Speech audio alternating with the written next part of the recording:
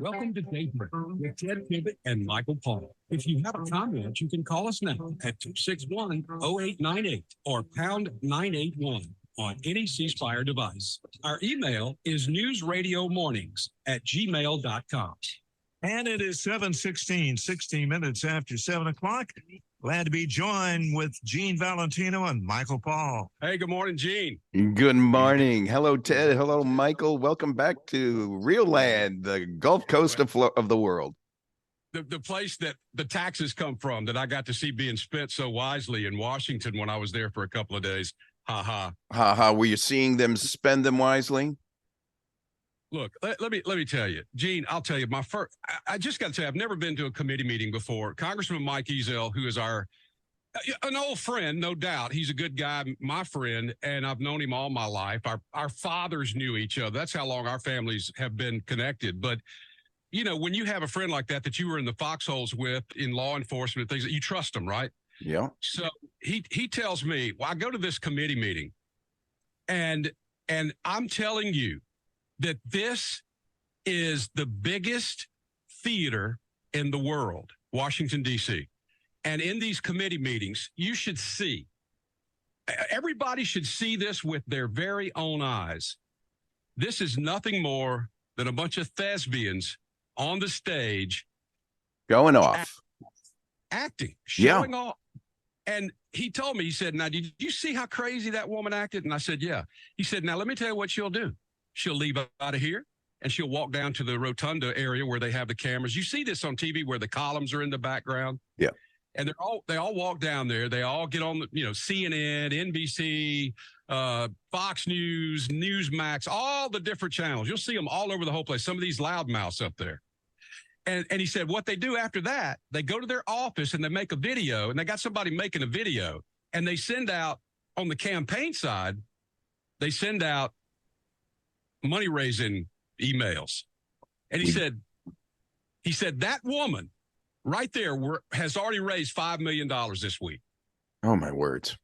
Well, so it just shocks your system to actually see it in person. Yeah. And when you see our representatives coming back from Washington after having been elected, I've noticed a change in their demeanor. The real heartfelt and sincere folks trying to do a good job end up feeling, oh boy, what a mess it is up there. Hey, the word for today really applies. The word is solipsism. Solipsism, the quality of being very What? Can you spell that? SOLIPSISM, solipsism, the quality of being very self-centered and selfish. Here they are, as you just said, on their theater, on their stage, having their moment in the sunlight, having the ability, like, would you say $4 million she raised? Oh, $5 million this week.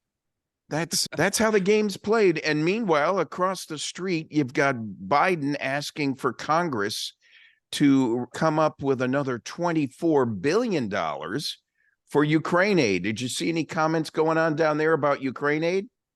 You know, I'll tell you something. It's starting now as we move forward. And if you look at the list of the billions that we've given them every month of this year, if you go through the months, it's billions and billions of dollars. And, after you go 6-8 months sending billions of dollars each month, pretty soon, Gene, even in Washington, you're talking about some serious money. Oh, golly.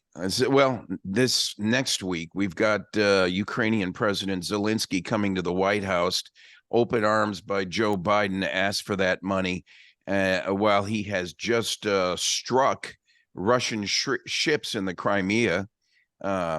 Do you know that Ukraine is using now more weapon systems than Russia? And here's Kim Jong-un pledging to support Russia during his visit to Russia this week. We have got to be prepared to do something immediately about Mr. Biden. He's setting the stage for World War III, knowingly or unknowingly. And I pray that there's enough Democrats that do what's right for the nation, not for the Democrat Party.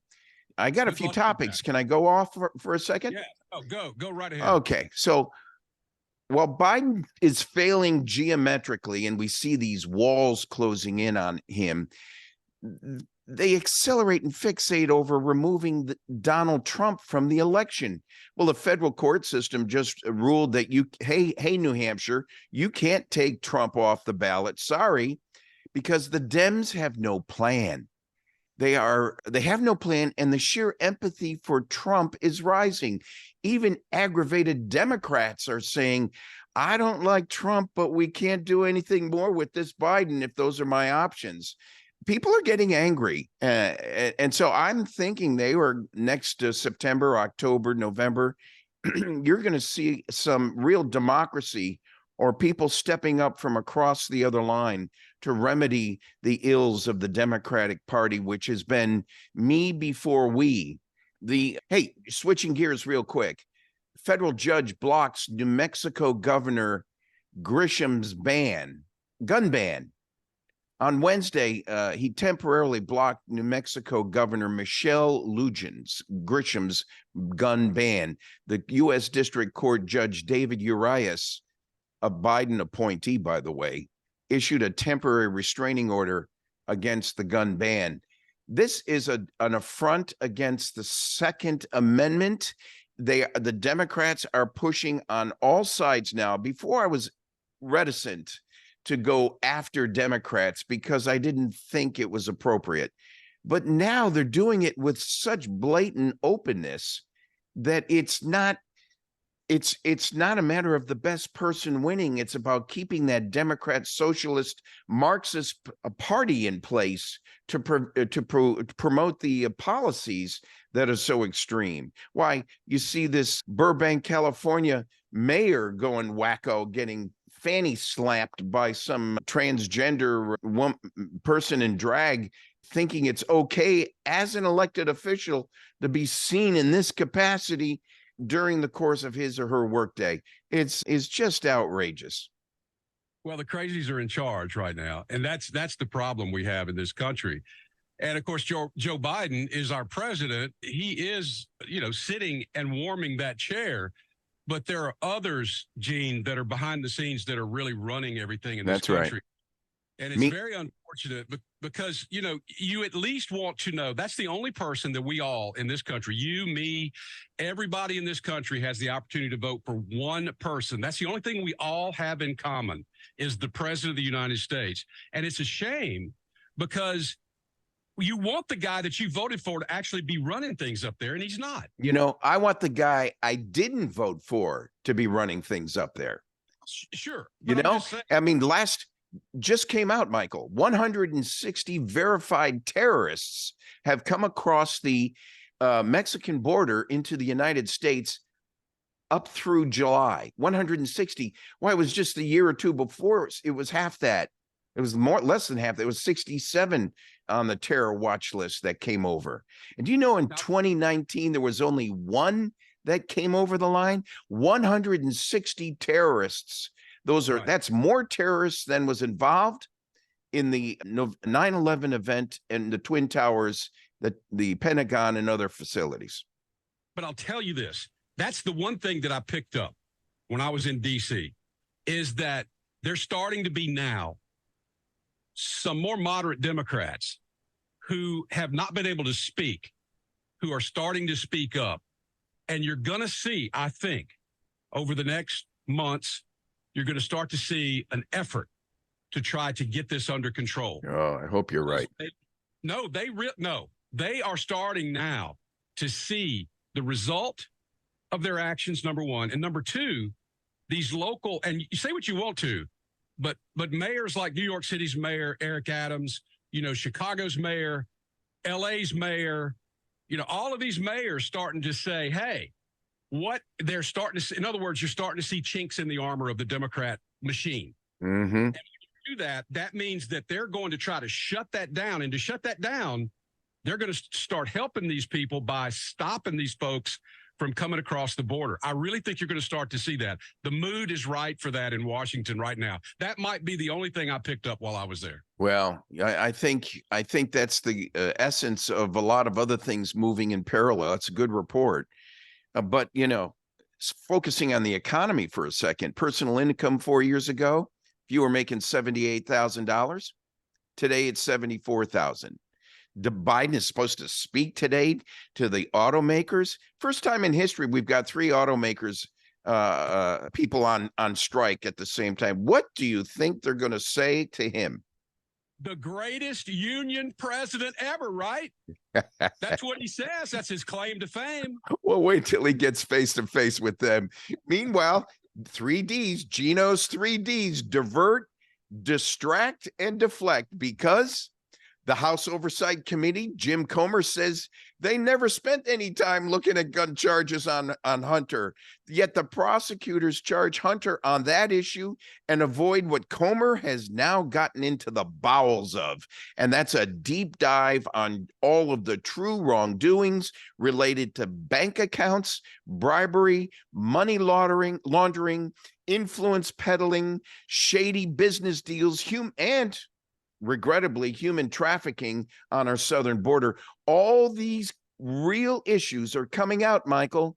And whether this David Weiss and Merrick Garland play some stunt to go past the statute of limitations, there's going to be consequences for the Biden family because they have hurt this nation materially. So we're watching this unfold, and you got to wonder how much longer that Democrats will actually get up. I mean, I'm talking about, Congress, senators that will actually get up and try to defend Joe Biden, because the more this creeps south, the more we see, the more we know, it's becoming more and more difficult for them to be able to cover for this guy. Well, yeah, just yesterday, if I may, just yesterday, Nancy Pelosi on national news saying, he's the greatest president we've ever had. Kamala Harris, the greatest vice president we've ever had. She's supposed to sit there and do nothing. She actually said that. And he said that. I saw that. That was funny, actually, where she made the comment that, well, she's doing exactly what vice presidents are supposed to do. Nothing. Well, so let that be a bell ringer for a lot of these Democrats who think they can float in for re-election. There's going to be if they don't stand up and start taking individual opinions on these issues that face us today with the Republicans in unison, bipartisan, without partisanship, I should say, then we should be, if we don't do that, then our Democrat republic, our constitutional republic, is failing us, and we need a fundamental enema on the system of operation, which is why we need a businessman back in the office. And if Donald Trump gets in there to do that, he's not going to play nice with the people around him anymore he thought he could trust. He's going to have to go several levels down to clean house. I think you reach down about 3 levels. And Gene, you and I both run businesses, and you understand the what business people have to do sometimes when there's a takeover. Sometimes, there's folks in there, regardless of, they may be good people, but they believe differently than the new concept that you have, and they've got to go. And it's unfortunate, but that's just the way life works. And so if he digs down about in some cases, maybe he's got to go down 4 levels. I don't know.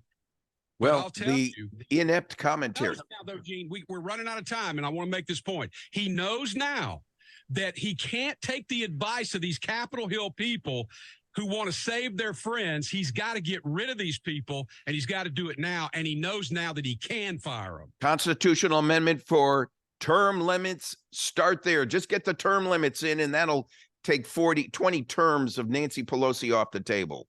That's exactly right. Hey, thanks for joining us. Good to have you on this Friday. Glad to see you on Zoom here. Have a great weekend, brother. Best to you, buddy. Best to the Pine Belt. Thank you. Bye.